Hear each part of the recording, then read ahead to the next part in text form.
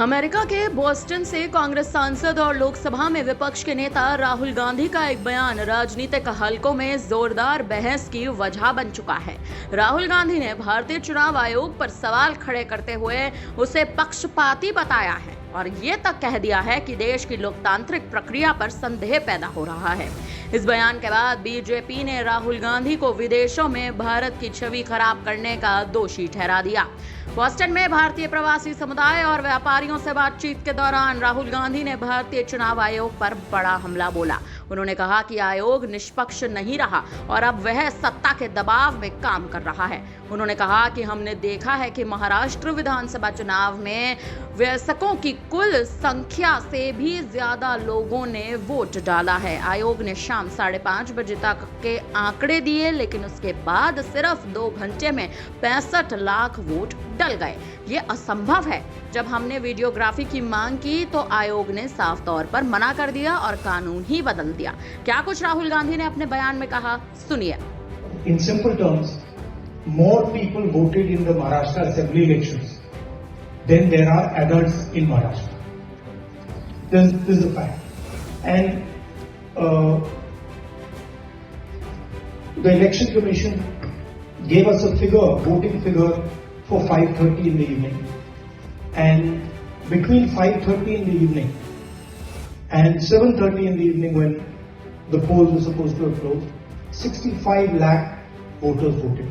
Now, that is physically impossible to happen, right? Because for a voter to vote, it takes approximately 3 minutes. And if you do the math, it would mean that there were lines of voters till 2 o'clock at night voting all night, and this didn't happen.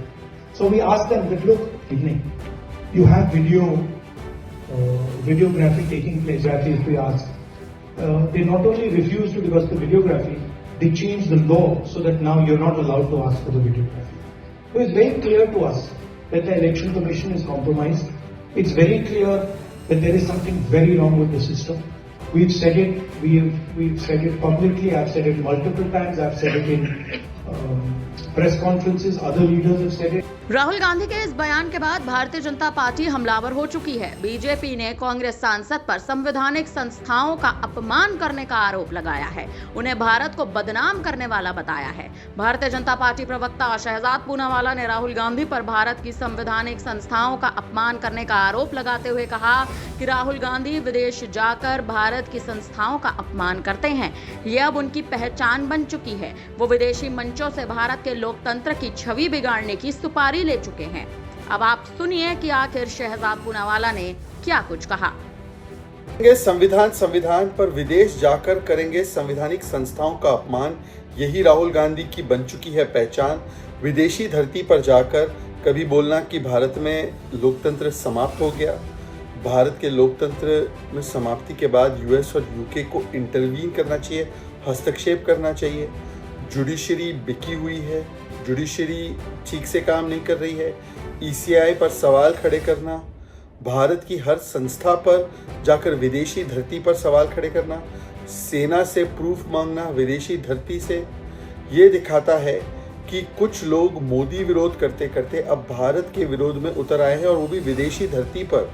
तो वहीं BJP प्रवक्ता और सांसद संबित पात्रा ने भी राहुल गांधी की कड़ी आलोचना की। साफ तौर पर कहा कि राहुल गांधी और सोनिया गांधी ईडी की चार्जशीट में शामिल हैं और वे देश को गुमराह कर रहे हैं। संबित पात्रा कहते नजर आया कि जो लोग जमानत पर बाहर हैं वो सोचते हैं कि विदेशी धरती पर बोलकर भारत को बदनाम कर सकते हैं, लेकिन वे सरासर गलत है। भारत का लोकतंत्र मजबूत है। संबित पात्रा का अब आप ये पहले बयान सुन लीजिए। सुबह से जब हम मीडिया देख रहे हैं, अखबार पढ़ रहे हैं और टीवी देख रहे हैं, तो मुख्यतः 2 समाचार, 2 खबरें सुर्खियों पर है। पहला खबर है राहुल गांधी विदेशी भूमि में जाकर वही करते हैं जो वो कई दशकों से करते आ रहे हैं, भारत की बेइज्जती और भारत का अपमान। अमेरिका में राहुल गांधी ने भारत का अपमान किया है। ये कोई नई बात नहीं है, पहली बात नहीं है, ये एक सुर्खी है। इस पर हम विस्तार से बात करें। और दूसरी बड़ी खबर है कि आज से कांग्रेस के तमाम बड़े नेता चोर मचाए शोर ये देश के भिन्न भिन्न भागों में जाकर आज से प्रेस कॉन्फ्रेंस करेंगे मां बेटे को बचाने के लिए। जो ईडी ने सोनिया जी और राहुल जी को नामांकित किया है, बाय नेम मेंशन किया है अपने चार्जशीट में, उन दोनों के खिलाफ जो कार्यवाही हो रही है कोर्ट में, अभी सुनवाई है 25 तारीख को, और आगे जो कार्यवाही होने की संभावनाएं हैं, दोनों जेल जा सकते हैं और जाना भी चाहिए।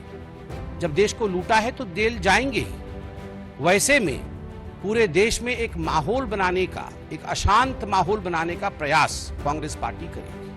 तो वहीं उधर कांग्रेस पार्टी राहुल गांधी के बयान पर पूरी तरह उनके साथ खड़ी नजर आई। मुंबई में एक प्रेस कॉन्फ्रेंस को संबोधित करते हुए अखिल भारतीय कांग्रेस कमेटी के मीडिया और प्रचार विभाग के अध्यक्ष पवन खेड़ा ने कहा कि चुनाव आयोग की निष्पक्षता पर सवाल उठाना जरूरी है। हमें चुनाव आयोग पर संदेह है। वोटिंग के आखिरी घंटे में अचानक 10 से 13% की बढ़ोतरी समझ से परे हो चुकी है।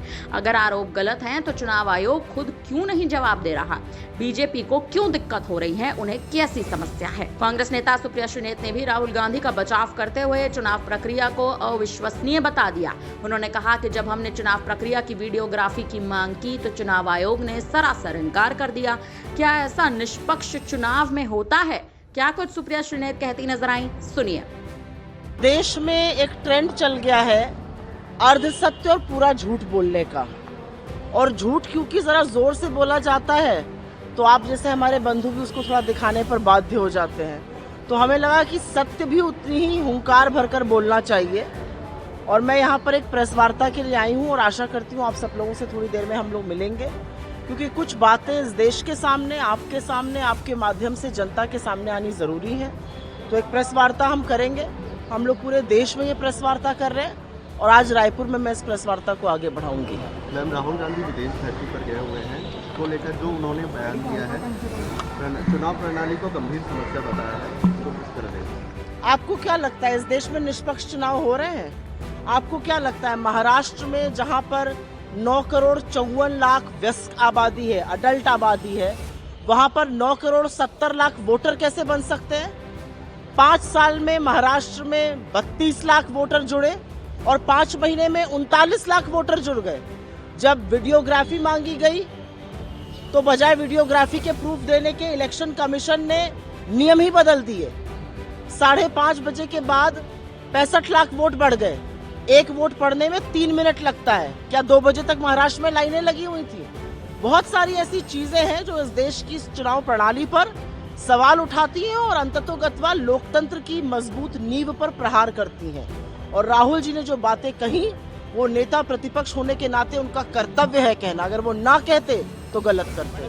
फिलहाल राहुल गांधी के इस बयान से जहां सत्तारूढ़ दल और विपक्ष आमने सामने है, तो वहीं देश के सबसे बड़े लोकतांत्रिक संस्थान चुनाव आयोग की निष्पक्षता एक बार फिर से बहस का केंद्र बन चुकी है। तो एक तरफ राहुल गांधी चुनाव आयोग की पारदर्शिता पर सवाल उठा रहे हैं, तो वहीं बीजेपी इसे भारत के लोकतांत्रिक संस्थानों पर सीधा हमला मान रही है। अब देखना दिलचस्प होगा कि इस पूरे विवाद पर आखिर चुनाव आयोग क्या प्रतिक्रिया देगा।